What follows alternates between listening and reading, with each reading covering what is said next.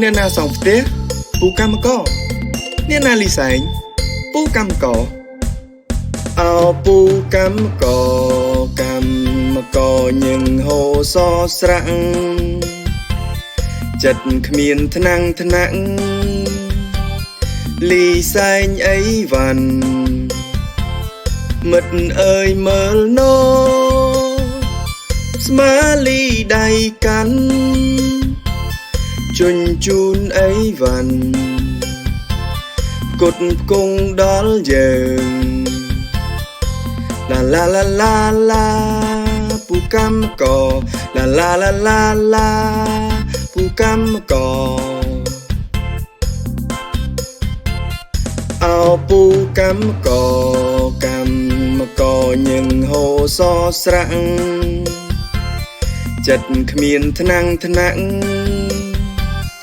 លីសែងអីវ៉ាន់មិត្តអើយមើលណូស្មាលីដៃកាន់ជញ្ជូនអីវ៉ាន់គត់គង់ដល់យើងឡាឡាឡាឡាឡាពូកម្មករឡាឡាឡាឡាឡាពូកម្មករ